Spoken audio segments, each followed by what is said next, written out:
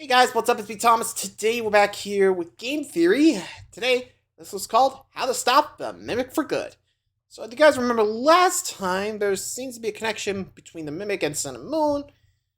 And, well, I guess we're about to use that connection to figure out how to stop the Mimic once and for all. Though, considering there's also AI, gonna have to break that chip. And I'm not even sure where that is, or if it's even in the main body.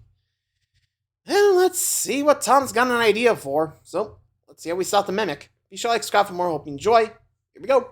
Sun and Moon are the key to solving the Mimic. We always knew that these strange characters were in some way connected to our latest big bad, but thanks to Secret of the Mimic, we finally know why. And it tells us everything we need to know to end it all. Hello Internet! Welcome to Game Theory, the show that's looking for lore all day and night. And I've been deep on the lore hunt, friends, thanks to the release of Secret of the Mimic. In the last episode, we focused heavily on the past and present of the Mimic, or Mimics, M1 and M2. M2 being the physical animatronic that we fight during the game, a copy of M1's programming gone wrong, that ends up locked away underneath Murray's costume manor, and eventually the Pizzaplex all those years later. Thanks to the inclusion of the scoop and costumes from MCM, the spare parts we find lying around the facility, and, you know, the fact he's still doing the whole attack humans thing because of what Edwin did to it. Not him. You're not. Stop sounding like him. M1, on the other hand, is a program that during the game is primarily appearing as Fiona, Edwin's deceased wife, trying to fix M2 in order that she can get her son, David, back. She convinces Edwin to build something called the Cradle, a large computer that mixes spawns from during ruin. The problem is, as time's gone on, M1 gets removed from the Cradle and is used by Fazbear to create a VR game, Help Wanted, being taught all about Afton's escapades and therefore beginning to mimic his actions, creating Glitch Trap. Now, M1 is confused, still trying to bring back her family, but who her family is has become a mix of her own family, like the magician and nanny bots representing her and Edwin, with the children of the Afton family that we saw in the original run of games. But what we didn't get to talk about last time was the future of the Mimic and its connection to a character that we have been theorizing about for years, Sun and Moon. When he first showed up in Security Breach, we knew nothing about this guy or what his purpose in the whole story was. By the time Ruin came along, it felt like he had to be connected to the Mimic, with both of them sharing the same individually moving teeth, and the fact that he wears a jester costume, which felt very connected to both the jester costume we learned about in the books, as well as the whole Fall Fest carnival. But now we have Secret of the Mimic, and Sun and Moon are all over this thing.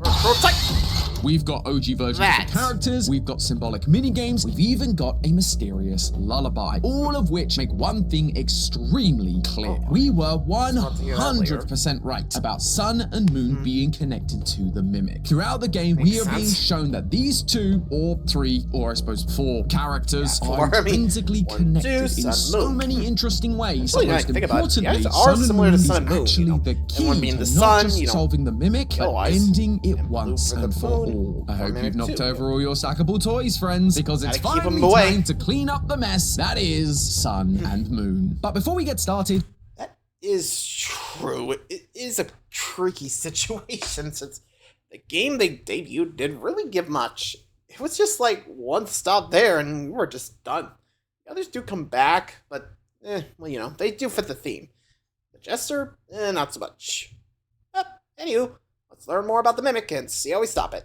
A quick reminder, on August 16th at 2 p.m. Eastern, I'm going to be hosting our FNAF Secret of the Mimic live talkback, and I'm going to be joined by the wonderful John FNAF, Right Toast, ID's Fantasy, Hyperdroid, and Dorko. We're going to be talking all things Secret of the Mimic and even taking some questions from you guys. So make sure you're subscribed and tune in to be a part of it. You won't want to miss it. Remember, that's August 16th, 2 p.m. Eastern, right here on Game Theory. But now, back to the video. The first instance instance we get of Sun or Moon appearing in this game is right as we enter Murray's costume manor for the first time. As we head over to the computer in the security office, we can find a few options to select. Maps, obviously a map of the facility. Logs, which is where we get to see all the juicy lore-filled chat logs that were found from the mailboxes strewn about the building. And then there's our main focus for today, Moon.exe. We've talked about Moon.exe in our previous episodes, but in case you missed those or the massive playthrough we did over on GT Live, it's basically a game within a game. We start in a bedroom, and while the goal is initially unclear, if you take a wrong turn, you face the wrath of Sleepy Moon, who tells you to go back to bed. Now, as you play the normal game, you can find collectibles inside of presents that you can then load into the system, and they will appear inside Moon.exe for you to use. Each one serves a specific purpose, either helping you to thwart Moon's attempts to stop you, or giving us information about Edwin and his family. In a previous episode, we've talked about the snow globe that is next to a married man and woman, where the woman looks burnt, and how it's meant to be symbolic of Edwin and Fiona Murray. But that isn't the only lore this game provides us. The initial premise of us being told to go back to bed gives you the impression that we're a child, trying to sneak out of our bedroom and go on an adventure. As we go through this adventure, we encounter a baby owl that we can save that then sticks with us throughout the journey, cooing and rubbing up against us like a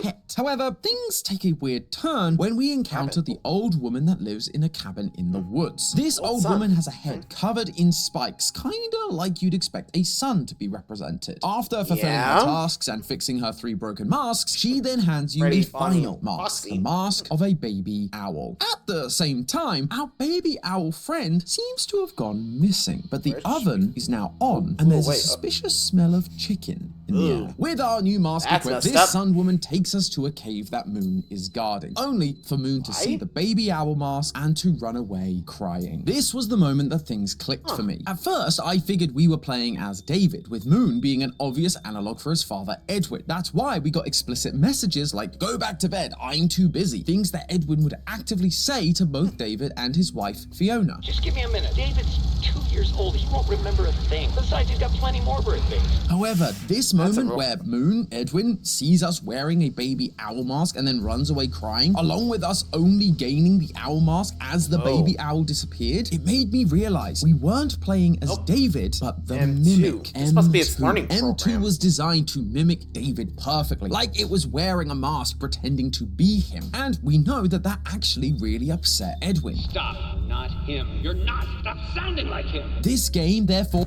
So, wait. Did Edwin do, like, did he make Moon.exe, or was that M1? That's a big question, you know? Like, think about it. It kind of matters, like, who made the program. You know? Because, well, considering how Edwin was reacting them to mimicking David, doubt him. Yeah? 1 sec. Sorry. Alright. Or Moon.exe is essentially M2 learning how to be David, being taught how to behave, like being in David's bedroom and being told to go back to bed. The baby owl, therefore, the one that we get the mask from that disappears and dies, is the actual David. And the old woman's son, the one guiding us through the game that directs us on our journey once we have the owl mask, the game is pretty clear about who that is. Once you execute the parachute program and head down to the R&D department, we find M1, the original mimic, now taking on the persona of Fiona, sitting there like we spoke about last time. And on the monitor surrounding her, we see the same Sun character. M1, Fiona, is Sun. And that actually explains how M2 learned to be David in the first place. When M1 and Edwin are arguing about whether to make M2, David is already gone. It happened, and you have to deal with it. You did it before. So how did M2 learn to copy something that wasn't around to be copied?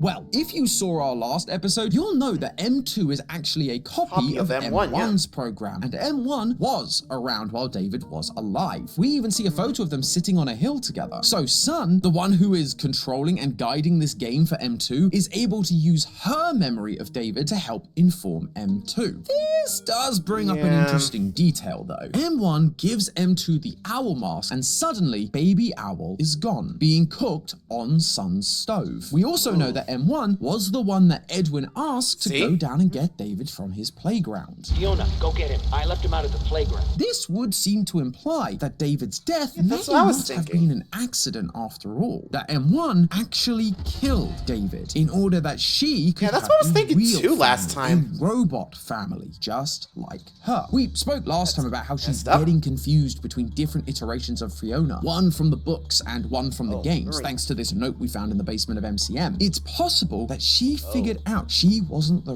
real Fiona, and so wanted her own family, rather than just an inherited one where she didn't really belong. But I'm aware this part's a little bit more speculative. Yeah, that's a It stretch. just occurred to me while I was writing this. Anyway, the point is that Could be, but Moon.exe yikes. is showing us that Moon equals Edwin and Sun equals Fiona. Well, M1's version of Fiona. This finally explains why we see our modern Sun and Moon presented the way they are. By the time we get to Security Breach, Glitch Trap, or M1, has control of the Pizzaplex. She is in control of the animatronics, which is why they turn on us in the first place. But when she gets control of Sun and Moon, we see that Sun is the caretaker. Finger pains, stories, drink fizzy pass until our heads explode. They are the one who wants things to be perfect and wants to win the child's affections. They are also the one during Ruin who wants to be rebooted. We need to be whole. Just like M1 Fiona wants M2 Actually, to yeah, be he doesn't turn fixed. violent Moon, until on he the other goes hand, That, see? It's past your bedtime. they want the child to just go to sleep and are far more aggressive, reflecting how M1 sees Edwin. She believes him to be aggressive, both because of Moon.exe and, well, you know. Stop sounding like him.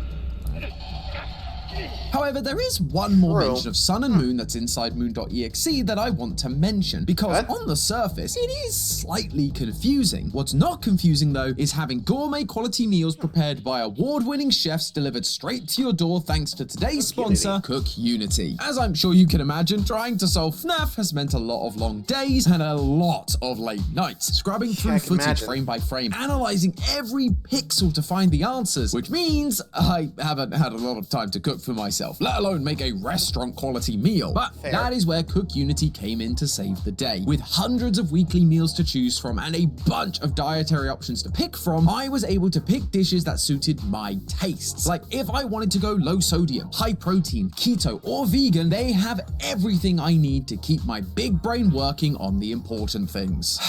Yes, that means M2. It's also made with in-season and locally sourced produce when possible. Their meat is humanely raised and free of antibiotics and hormones, and it can be even cheaper than buying your groceries from the store. And that meat thing was great for me Saying how because groceries personally, are? I'm a big fan of anything with steak in it. It's actually one of the few things Santi and I can agree on. So their skirt steak with herbed mushroom by Tony Perez and their flank steak grain bowl by Chris Rattle are perfect for filling that meaty hole in my life. Wait, but whatever your food preferences, Cook Unity is offering a special discount just for you. If you click the link in the description and use my code GameTheory, you'll get 50% off your first order of chef-made meals delivered fresh, never frozen, directly to your door. Thanks again to Cook Unity for sponsoring this video, but now let's get back into the confusing Back to the stuff going minutes. on inside Moon.exe. Once we get inside the cave that Moon was guarding, we encounter a broken statue. We go through the various tunnels and one by one find pieces of the statue, putting it back together to create a turn it to moon-like Moon. figure. Suddenly, we're told that we have been reborn. You rebuilt yourself, but now you are split in two. Moon and Sun, destruction and life. So, does this throw a hole in my argument here? Sun and Moon are now being used to describe M2, not Edwin and M1. And at first, that was my concern. But as I thought about remember it more, Ruin, I've the two realized got it's not merged about the in a way, metaphor or remember? symbolism changing. They're actually feeding into one another. The rebuilding of the statue is reminiscent of M2 rebuilding itself after Edwin destroyed it. You know, speaking of legs, what do you think? I just finished mine. But then, why a moon statue? Something that specifically references Edwin. Well, because it's not the same moon. Edwin is represented by Sleepy Moon, a full the big moon one. character, but this moon is a crescent moon. This is a new character, one that is similar to Sleepy Moon, even inspired by, you could say, but it's entirely its own thing. And when we're finished, You're not wrong. The moon in Security Breach is a crescent shape, not the full moon like we see with Sleepy Moon. So in a way, and Mr. Moon too, now I think about it too. Yeah, there is definitely more to this story. Let's keep going.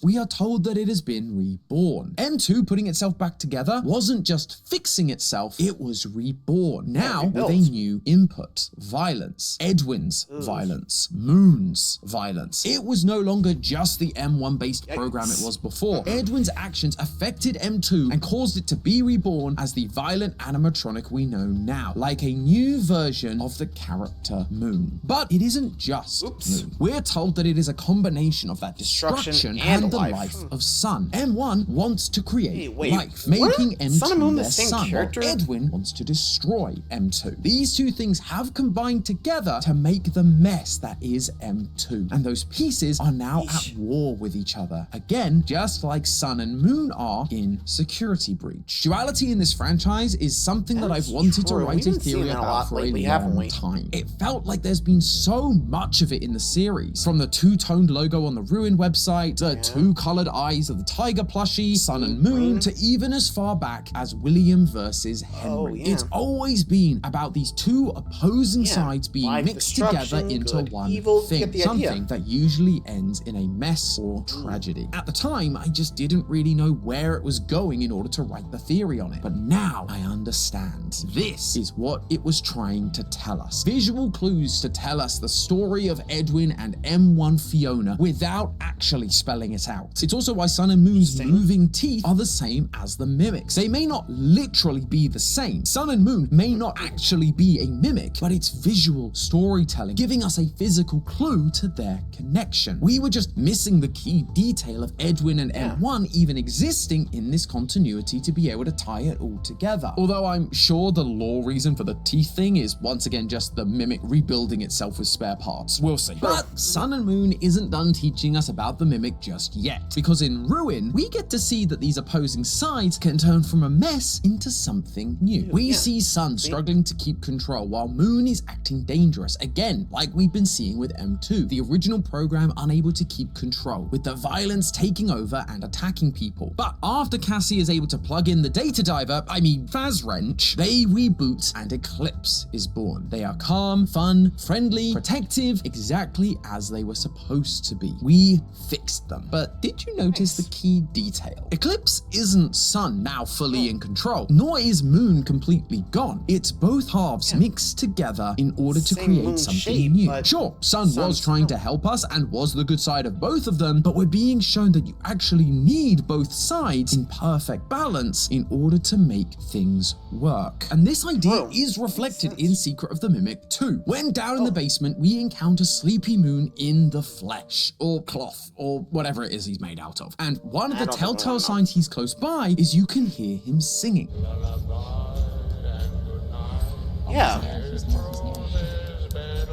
What's his bed like? It can be hard to make out the exact lyrics he's singing while you're trying desperately not to lose all your progress, but the melody should definitely actually dig your cyber It's actually the most popular lullaby of all time, simply called Vagenlie, or lullaby in English. You may have also heard it known as Brahms' lullaby, named after its composer, Johannes Brahms. And it goes a little something like this. Lullaby and good night, with roses bed eyes, with lilies o'erspread, his baby's wee bed. Lay thee down now and rest, may thy slumber be blessed. Lay thee down now and rest, may thy slumber be blessed.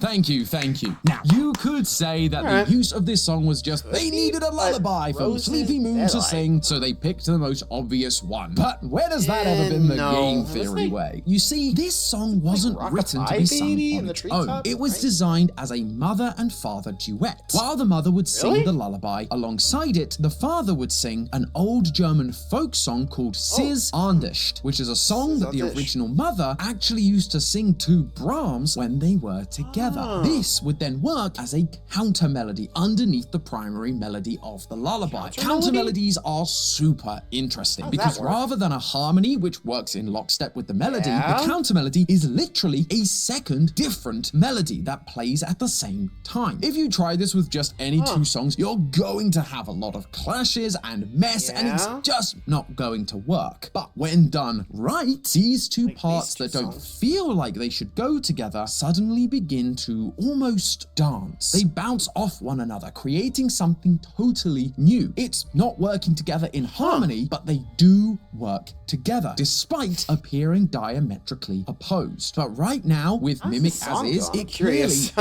a mess. These two forces are working against each other, not as a counter melody, but as clashing melodies. So if Eclipse and the lullaby are showing us we need to bring these pieces into alignment, how do we do that? Well, I think the answer lies in the secret ending of Secret of the Mimic. Yeah, that's what I was In order thinking. to There's get a third M2 one. to calm down enough that we can insert new programming into it, we have to play a bedtime story for it. The bedtime story itself changes each time, but what doesn't change is the people telling the story. The pre-recorded tapes that we find throughout the Murray household to get here include Edwin's voice and Fiona's voice, both of them working together to tell a story, telling M2 that violence doesn't solve anything in order to bring balance to M2. The lullaby also hints at this because it actually has one more name that I neglected to mention. It's sometimes known as the Cradle Song or Cradle Lullaby, just like Cradle.exe, which we spoke about last time, is Mex's, a program designed to soothe M2, keep it under control, but required M1 and Edwin to work together to implement. M1 wants to restore M2. Edwin wants to destroy all versions of the Mimic. These two things shouldn't work together. They feel like conflicting views. But when these characters come into alignment with one another, the song begins to form. M1 cannot restore M2 on her own. Sure, she may have the glitched code, but Edwin's voice was crucial for the plan. Just recording. We need to bring M1 and Edwin back together in order to truly stop whatever M2 has become, and to put both M1 and M2 to rest finally. But you may have noticed a problem with that solution. As far as we can tell, Edwin is dead. Due to a minor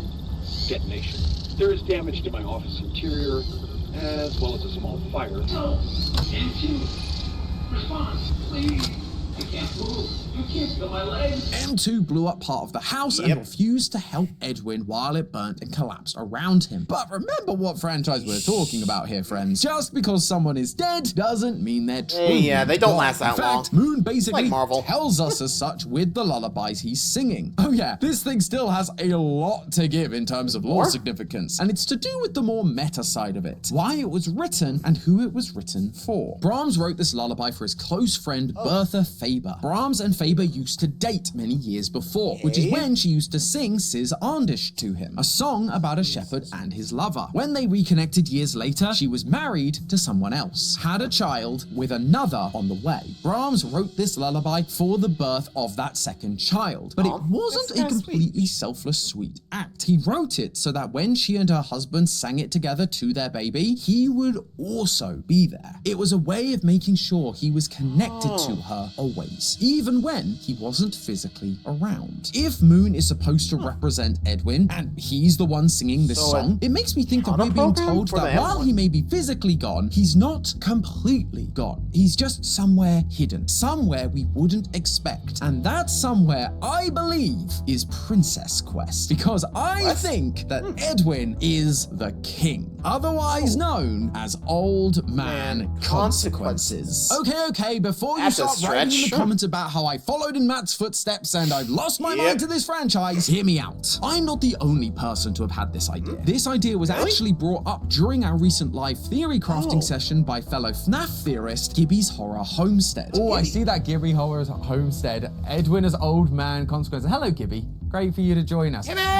This This thought actually occurred to me today. And not only had the thought occurred to me earlier that day, since then, I've not been able to get it out of my head. It just makes so much sense to me. I mean, Edwin is the ultimate man of consequence. His creation of crazy gadgets landed him in bed with Fazbear, who then took everything from him. His rushed inventions meant things could go wrong easily, so Fiona went to Fall Fest to make sure that didn't happen, and she died. He didn't pay enough attention to his son, and so David ended up dead. He created an incredibly powerful AI and then beat it up, and so in return, it killed him. Everything Edwin did came back to bite him on the butt. Consequence, thy name is Edwin. Plus, in the Tales from the Pizzaplex story, The Storyteller, Edwin does come back 40 years later and tries to stop the Mimic. And Old Man Consequences in Security Breach is all about equipping the princess to defeat the glitch trap virus, aka the M1 program that's been corrupted by Afton's influence and is now running the Pizzaplex. We also know that Game Edwin wants to stop the Mimic. Both Mimics.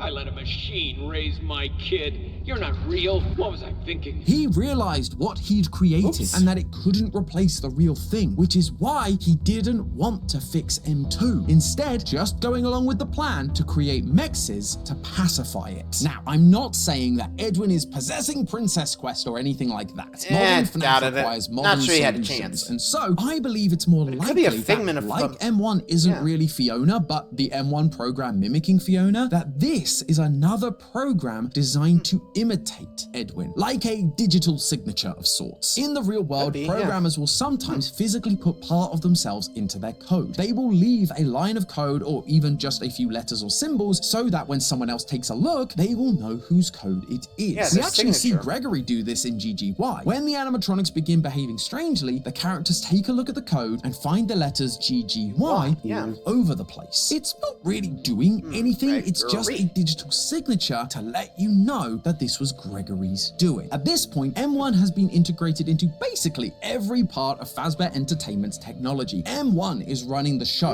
corrupting everything, but M1 was Edwin's code. He created it, and so I'm suggesting that deep in that programming lies a little piece of himself, almost like a failsafe that's there trying to fight back. Old Man Consequences. In FNAF World, he was buried deep in that code, but as time's gone on, he's slowly come more and more to the surface, able to help more and more. He helped Vanny fight back against the glitch trap virus. We even saw Moon, the character we've talked about representing Edwin, giving over glitch trap to Vanny so that she could crush it and be free of its influence at the end of Princess Quest 4. And I think in whatever sequel Steelwell has planned, we're going to have to help Old Man Consequences one last time to free M1 of glitch trap's influence and bring Edwin and M1 together to stop M2. They may be doing it for different reasons. But Edwin may still want to destroy it, and M1 may still want to know, fix it. But if we can get them to put aside their differences, those counter melodies are going to start to work together to create a complete piece that will end the internal battle of the Mimic once and for all. Although the Mimic in Ruin does seem to have a convenient hole where we had to insert the data diver during the secret ending, so we might have to figure out a different way to get these two fighting programs into it in the first place. But hey, that's just a theory. A game theory! Thanks for watching. World premiere on... Actually, I could definitely see, like, if you, like, give it a sun or moon mask, or hell, maybe even eclipse, I don't know. I mean, I can see that happening.